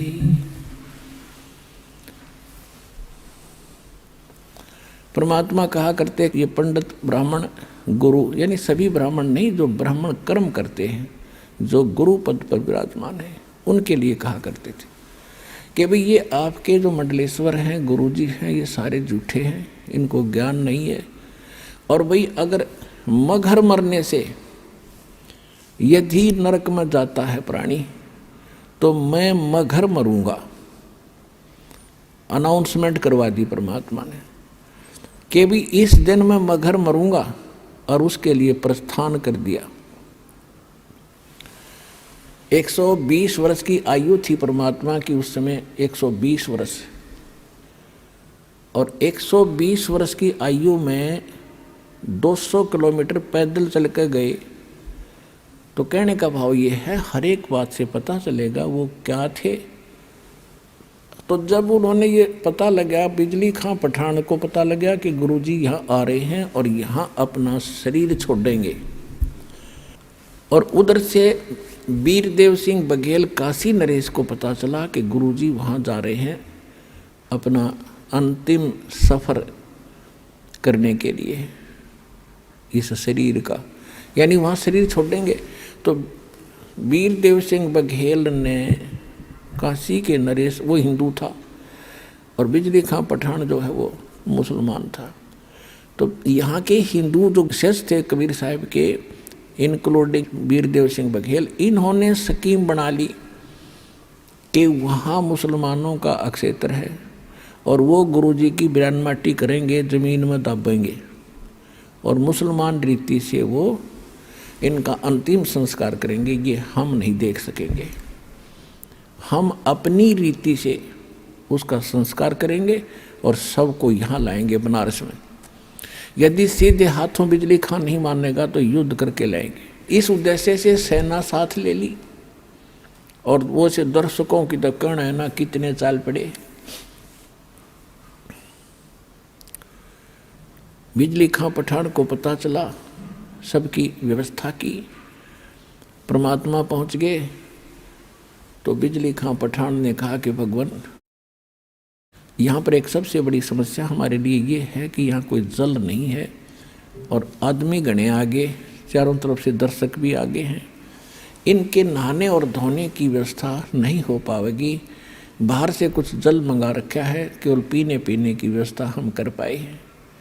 परमात्मा ने कहा कि मैं पहले बहते जल में स्नान करूँगा और फिर मैं शरीर छोड़ूंगा। तो बिजली खां पठान ने बताया कि महाराज यहाँ साथ में भगवान एक आमी नदी बह रही है, बहा करती थी, अब सूखी पड़ी है। भगवान शंकर ने इसको श्राप दे रखा है, इसमें जल एकदम खत्म हो गया, हम भी बड़े दुखी हैं। तो परमात्मा ने कहा कि चलो मैं चलता हूँ, दिखाओ मुझे कहाँ है। जिस स्थान पर परमात्मा ने शरीर छोड़ने का निर्णय किया था उससे 400-200 फुट 300-400 फुट की दूरी पर वो दरिया खाली पड़ी थी। तो परमात्मा वहाँ चले, साथ में सब दर्शक, और कबीर साहब वहाँ देखकर किनारे पर खड़े हो गए। खड़ा होकर के ऐसे इशारा कर दिया जैसे ट्रैफिक का सिपाही ऐसे हाथ कर देता और सारी ट्रैफिक भाग लेती है। परमात्मा ने ऐसे इशारा किया था और काफ़ी दूरी पर उस दरिया में एक ऐसा धमाका हुआ जैसे कोई पत्थर फटा हो, कोई बम फटा हो, और एकदम पानी का फव्वारा निकला और पूरी दरिया भर के और बहने लगी।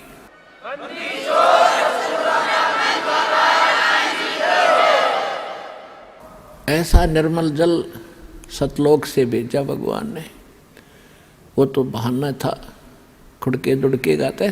तो फिर सब ने स्नान किया और नहाए धोए। परमात्मा ने कहा कि भाई बिजली खां पठान, एक चद्दर नीचे बछाओ, इस पर लेटूंगा, एक चद्दर में ऊपर ओढ़ूंगा। तो परमात्मा के लिए एक चद्दर बछा दी, उसके ऊपर सुगंधित फूल डाल दिए 1-1 इंच मोटे, कि गुरु जी इस पर लेटेंगे।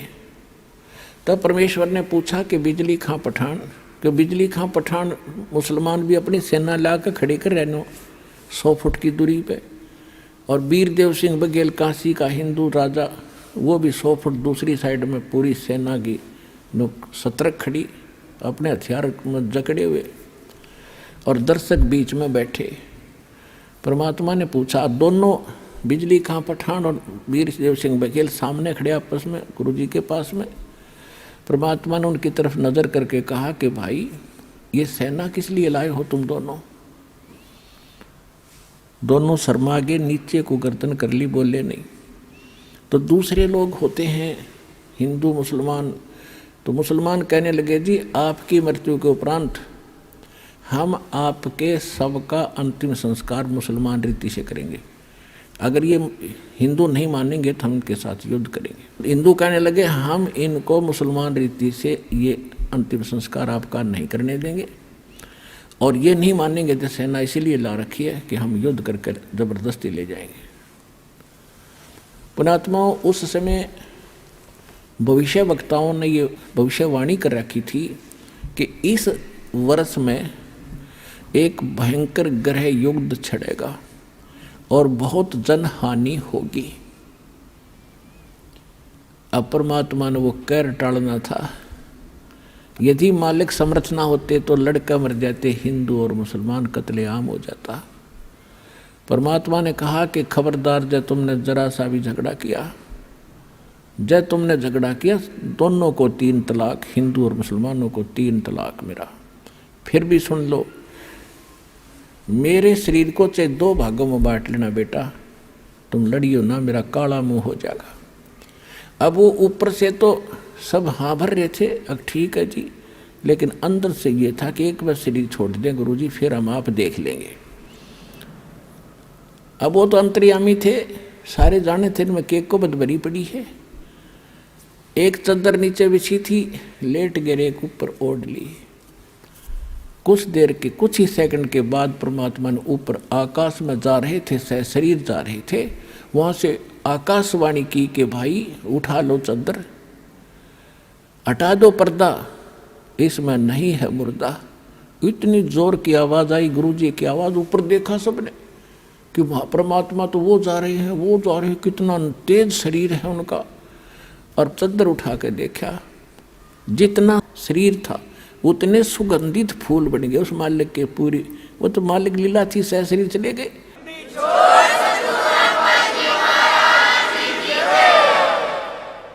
अपने आत्माओं, कहा तो वह कत्लेआम होना था, और कहाँ वो हिंदू और मुसलमान एक दूसरे से न्यू लिपट कर रो रहे हैं, जैसे किसी की माँ मर जा और पिता मर जा इकट्ठे, दोनों ऐसे रो रहे थे बिलख बिलख के, और पछता रहे थे अपने उस अज्ञान सोच को, रो रहे थे कि हम पहचान नहीं सके तो खुद अल्लाह आए थे।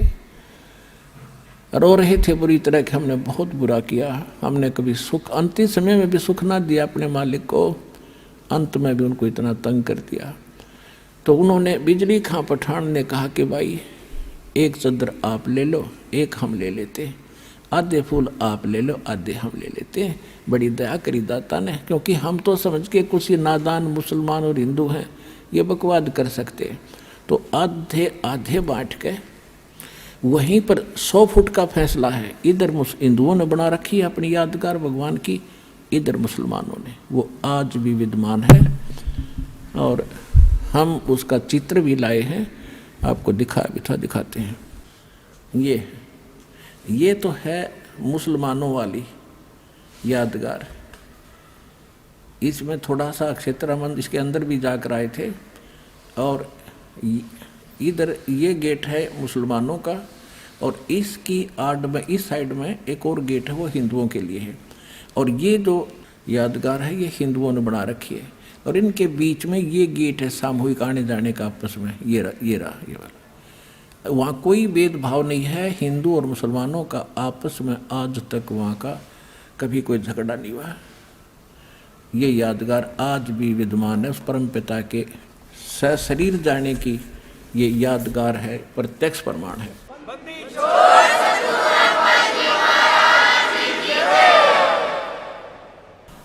अपनात्माओं, बिजली खां पठान ने 500 बीघा जमीन हिंदुओं की यादगार के नाम दे दी वहीं पर, और 500 बीघा दे दी मुसलमानों को। जहाँ पर कबीर पंथ का एक वहाँ आचार्य महंत रहता है, दास वहाँ देख कर आया है, और काशी चौरा के अंतर्गत उसका प्रबंधन है। गरीबदास जी महाराज ने परमात्मा की महिमा को कलम तोड़ बताया, लिखा है, अपने आत्माओं जैसे यहाँ काल ने कितना भयंकर जाल बना रखा है। आप जब यहाँ से चलते हो उसके बाद काल के एक जबरदस्त जाल ऊपर है। परमात्मा जब यहाँ से चले सशरीर जा रहे थे तो रास्ते के अंदर ये दुर्गा, ये माया एक सुंदर स्त्री का रूप बना के और सामने खड़ी होगी और परमात्मा से कहने लगी कि आप बहुत सुंदर हैं, आप बहुत अच्छे हैं, आप बड़े अच्छे देव हैं, और मेरा यहाँ बहुत अच्छा सुंदर महल है, मेरा बहुत अच्छा मकान है, और देख मैं कितनी सुंदर हूँ, और आप मेरे साथ यहाँ रहो। और मेरे को जो है यहाँ के सब देवता मुझे पसंद करते हैं, मैं आपको चाहती हूँ। परमात्मा बोले, ठगनी तू चली जाए यहाँ से, मैं तेरे को जानता हूँ। अब जब वहाँ से परमात्मा काशी से चले मगहर के लिए, उस समय की वाणी है,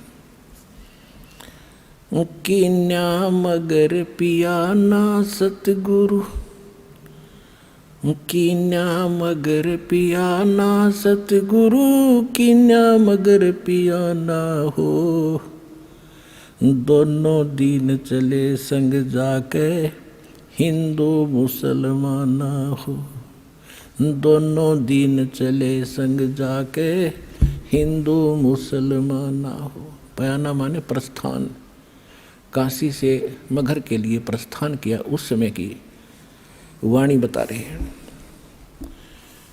कीन्या मगर पियाना सतगुरु, कीन्या मगर पियाना सतगुरु, कीन्या मगर पियाना हो।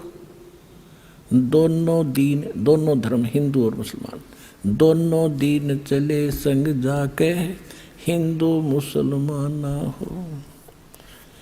भाई मुक्ति खेत को छोड़ चले हैं।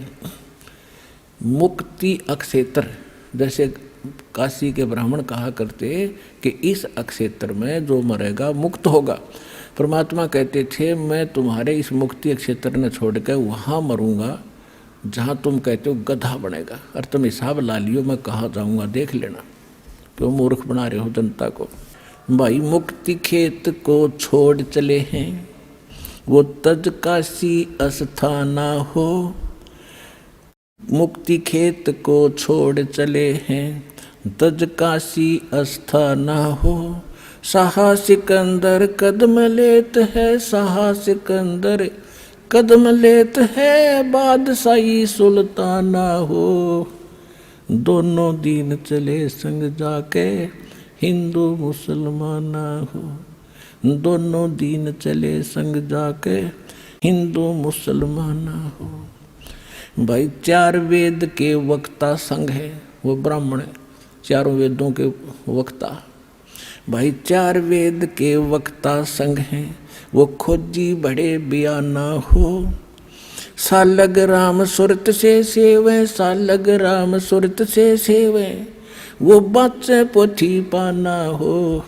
दोनों दीन चले संग जाके हिंदू मुसलमान हो। भाई सट दर्शन जाके संग चले हैं, वो गावत बानी नाना हो, सट दर्शन जाके संग चले हैं। ये 6 भेख गिरी पूरी कहते सारे चले, देखांगे कैसे मरेगा कैसे गधा ना बनेगा। भाई सट दर्शन जाके संग चले हैं, वो गावत बाणी नाना हो, अपना अपना इष्ट बनावे, अपना अपना इष्ट बनावे, वो बाँचे पोथी बाना हो। दोनों दिन चले संग जाके, हिंदू मुसलमाना हो। कीन्या मगर पियाना सतगुरु, कीन्या मगर पियाना सतगुरु, कीन्या मगन पियाना हो। दोनों दिन चले संग जाके, हिंदू मुसलमाना हो। दोनों दिन चले संग जाके, हिंदू मुसलमाना हो। भाई मुक्ति खेत को छोड़ चले हैं, वो तज काशी अस्थाना हो। मुक्ति खेत को छोड़ चले हैं, वो तज काशी अस्थाना हो। साहा सिकंदर कदम लेत है, साहा सिकंदर कदम लेत है, बादशाही सुल्ताना हो। दोनों दिन चले संग जाके, हिंदू मुसलमाना हो। भाई 4 वेद के वक्ता संग हैं, वो खोजी बड़े बयाना हो। सालग राम सुरत से सेवे, सालग राम सुरत से सेवे, ज्ञान समुद्र दाना हो। दोनों दिन चले संग जाके, हिंदू मुसलमाना हो। भाई 60 दर्शन जाके संग चले हैं, वो गावत बाणी नाना हो। अपना अपना इष्ट संभाले, अपना अपना इष्ट मनावे, वो बाँचे पोथी पाना हो। दोनों दिन चले संग जाके, हिंदू मुसलमाना हो। भाई चादर फूल बिछाए सतगुरु, चादर फूल बिछाए सतगुरु, वो देखे सकल जिहाना हो। 4 दाग से रहत जुलाहा, 4 दाग से रहत जुलाहा, अवगत अलख अमाना वो। दोनों दिन चले संग जाके, हिंदू मुसलमाना हो। दोनों दिन चले संग जाके, हिंदू मुसलमाना हो। भाई वीर सिंह बघेल लाग करे बेनती, वीर सिंह बघेल लाग करे बेनती, वो बिजली खान पठाना वो। 2 चादर बख्शीश करी है, 2 चादर बख्शीश करी है, दीना ये परवाना वो। दोनों दिन चले संग जाके, हिंदू मुसलमाना हो। भाई नूर नूर निर्गुण पद मेला, वहाँ देख बहे हैराना हो। पदलोलीन बहे अविनाशी, पदलोलीन बहे अविनाशी, वहाँ पाया पिंड न प्राणा वो। दोनों दिन चले संग जाके, हिंदू मुसलमाना हो। भाई शब्द स्वरूप साहेब सरबंगी, वो शब्द शब्द समाना हो। दास गरीब कबीर अरस में, उसके फर्क दजा निशाना वो। दोनों दिन चले संग जाके, हिंदू मुसलमाना हो। जब परमात्मा ऊपर जा रहे थे तो दुर्गा एक सुंदर युवा औरत का रूप बना के और वहाँ खड़ी होगी सामने जाके। देखा मगर जहूरा सतगुरु, देखा मगर जहूरा हो। भाई काशी में कीर्ति कर चाले, वो झलमल देही नूरा हो।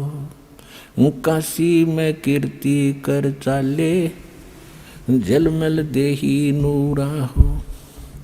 माया आद अरस से उतरी, अरस माने आसमान से, आदि माया ये दुर्गा। माया आद अरस से उतरी, वो बनी अप्सरा हूरा हो। हम तो बरे कबीर पुरुष को, हम तो बरे कबीर पुरुष को, तू है दुल्ला पूरा हो। काशी में कीर्ति कर चाले, वो झलमल देही नूरा हो। माया कहे कबीर पुरुष से, मेरा देखो बदन जहूरा हो। अर्श विमान स्वर्ग में मंदिर, मंदिर माने महल, अर्श विमान स्वर्ग में मंदिर, ये भोगे हमको सूरा हो। काशी में कीर्ति कर चाले, वो झिलमिल देही नूरा हो। कहे कबीर सुनोरी माया, कहे कबीर सुनोरी माया, तुम कुटिल नजर क्यों घूरा हो। जिन भोगी सोए कल रोगी, जिन भोगी सोए कल रोगी, वो होगे धूरम धूरा हो।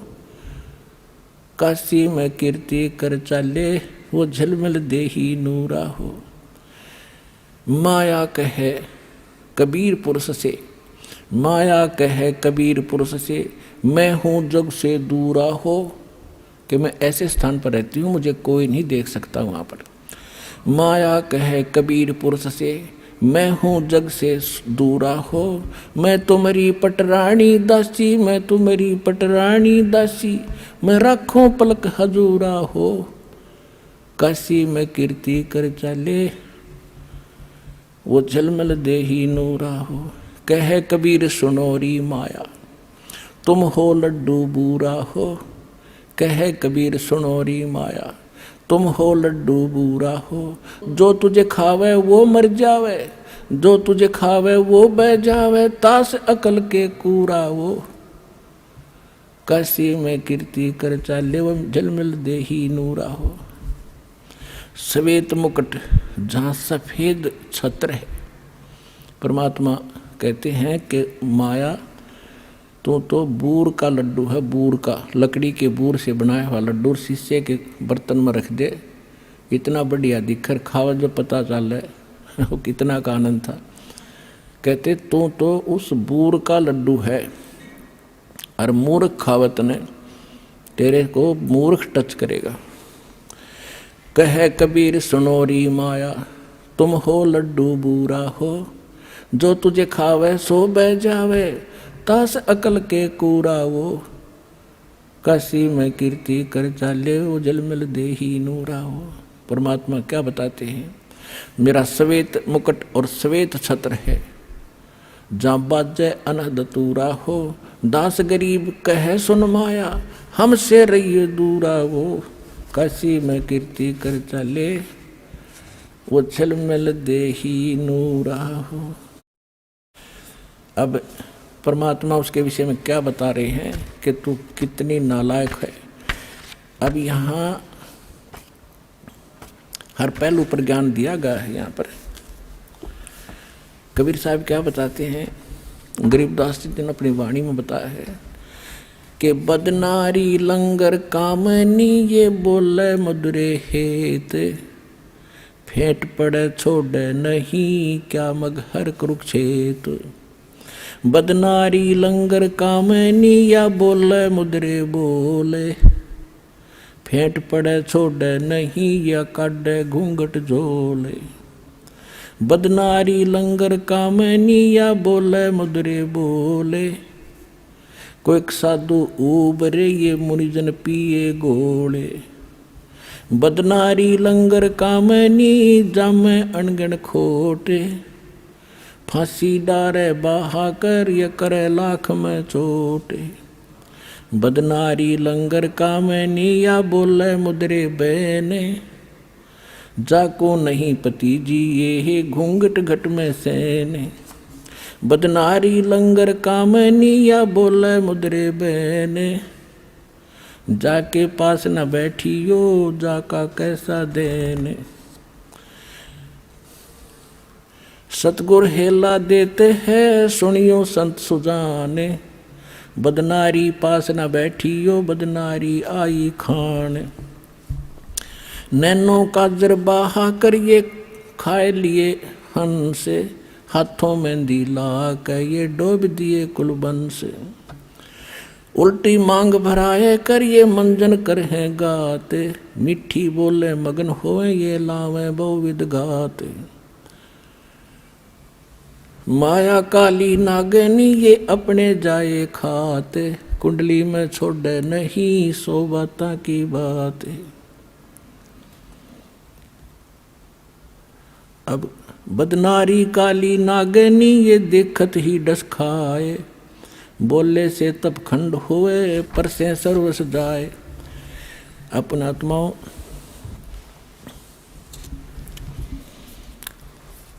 बदनारी काली नागनी ये मारत है भर डंके, सुर नर मुनिजन डस लिए खाए राव और रंग।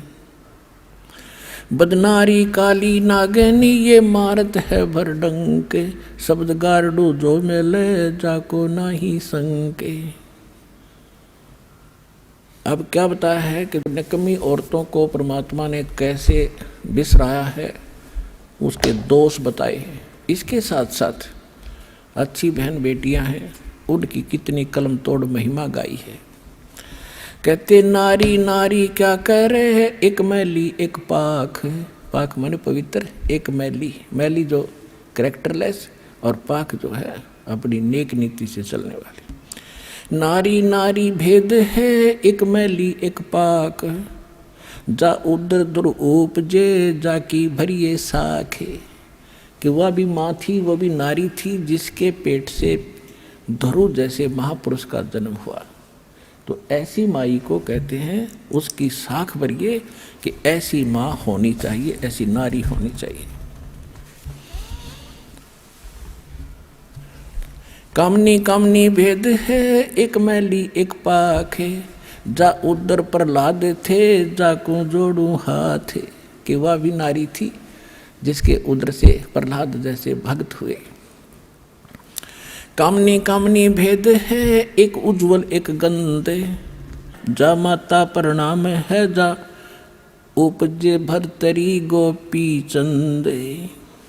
कामनी कामनी भेद है, एक हीरा एक लाले, दत्त गोसाई अवतरे अनसुईया के नाले। कि वो भी नारी थी, अनसुईया जैसी महान आत्मा, और दत्तात्रेय जैसे महापुरुष का जन्म हुआ, वो नेक नारी थी। कामनी कामनी भेद है, एक हीरा एक लाल, दत्त गोसाई अवतरे अनसुईया के नाल।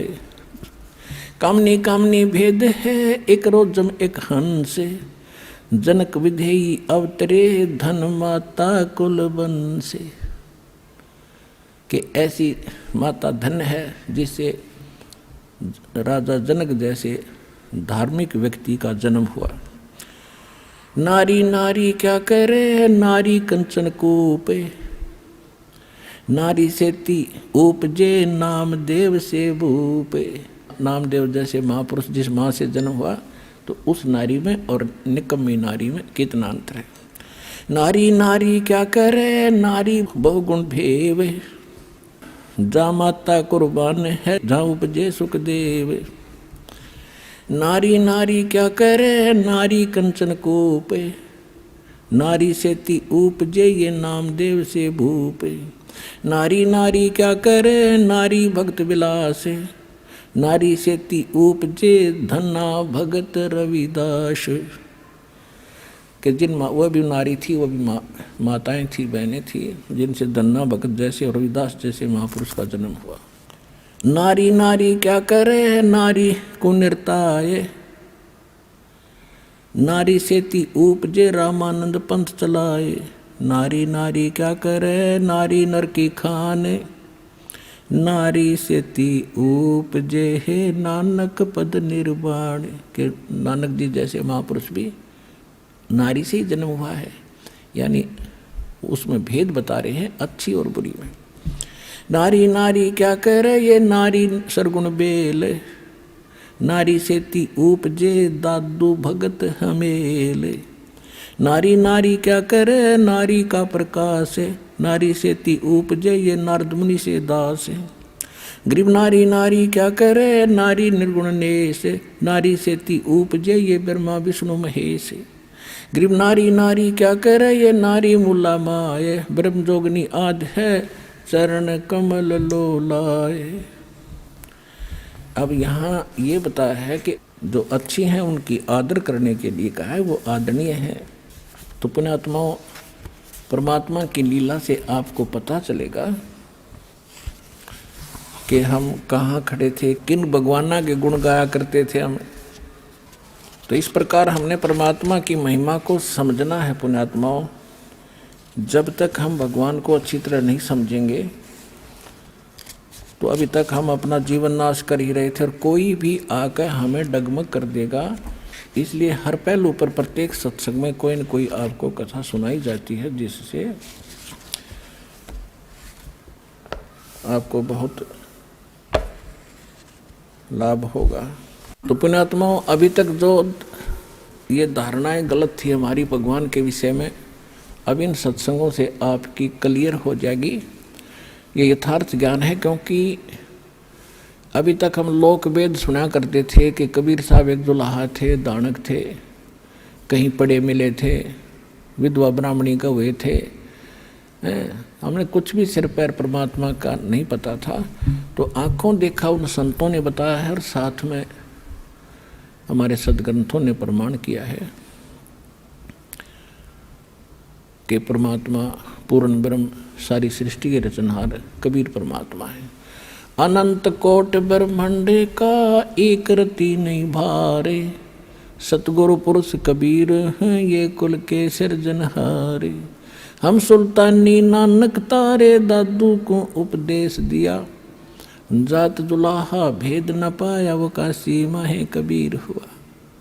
तो धन्य भाग आपके पुण्यात्माओं, आपको यह अमर कथा, अमर पुरुष की सत्यनारायण की कथा सुनने को मिली। धन्य है आपके माता पिता जिनसे जन्म हुआ।